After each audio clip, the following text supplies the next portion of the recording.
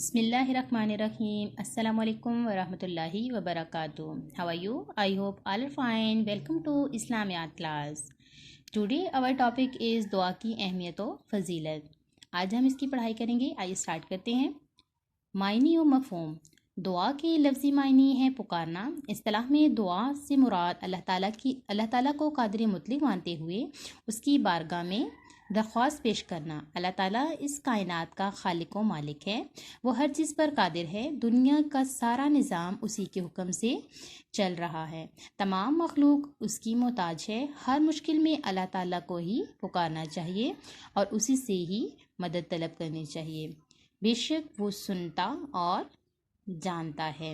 اللہ تعالیٰ سورۃ المومنون میں ارشاد فرماتا ہے. ترجمہ: اور تمہارے پروردگار نے ارشاد فرمایا کہ تم مجھ سے دعا کرو، میں تمہاری دعا قبول کروں گا.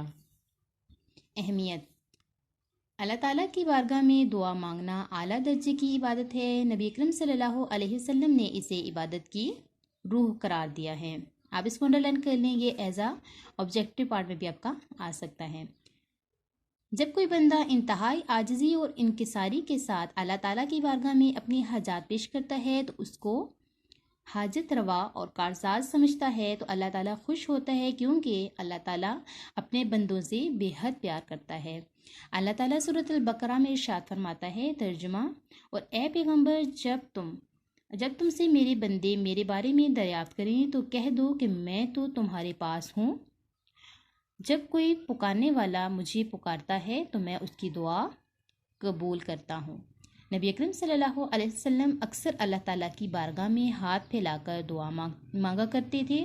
سب سے پہلے اللہ تعالیٰ کی تسبیح کرتے، ان کی حمد و ثنا کرتے، اس کی رحمتوں اور نعمتوں کا شکر بجا لاتے اور سب سے آخر میں اپنی خواہشات کا اظہار کیا کرتے. تمام صحابہ اکرام رضی اللہ تعالی عنہ اور اولیاء اعظام رحمۃ اللہ تعالی علیہ کا بھی یہی طریقہ رہا. دعا کی فضیلت. نبی اکرم صلی اللہ علیہ وسلم نے دعا کی فضیلت بیان کرتے ہوئے اسے مومن کا ہتھیار قرار دیا ہے.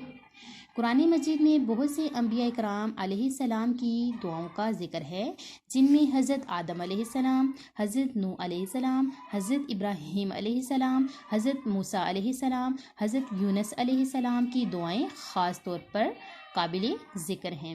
نبی کریم صلی اللہ علیہ وسلم خود بھی یہ دعا کثرت سے مانگا کرتے تھے. سورۃ البقرہ میں ارشاد ہے کہ اے پروردگار، ہم کو دنیا میں بھی نعمت عطا فرما اور آخرت میں بھی نعمت عطا فرما اور دوزخ کے عذاب سے محفوظ رکھ.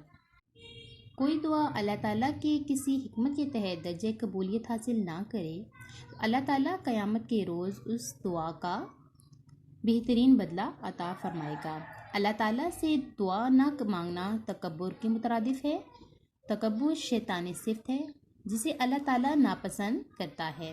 نبی اکرم صلی اللہ علیہ وسلم نے ارشاد فرمایا کہ اللہ تعالیٰ اس شخص سے ناراض ہو جاتا ہے جو اپنی حاجتوں اور ضرورتوں کے وقت اس سے دعا نہیں کرتا.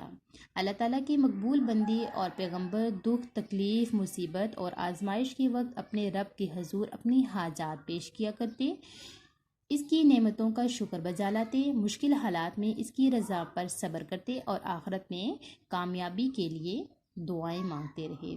آداب دعا.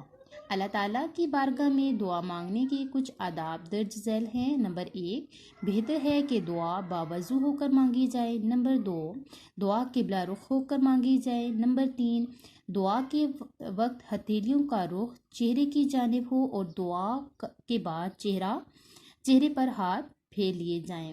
نمبر 4، دعا میں سب سے پہلے اللہ تعالیٰ کی خوب حمد و ثنا بیان کیے جائے، پھر نبی کریم صلی اللہ علیہ وسلم پر درود شریف پڑھا جائے، اس کے بعد اپنے لیے دعا مانگی جائے. نمبر 5، دعا کرتے وقت پورا دھیان اللہ تعالیٰ کی طرف رہے. نمبر 6، دعا انتہائی عاجزی و خشوع و خضوع سے مانگی جائے.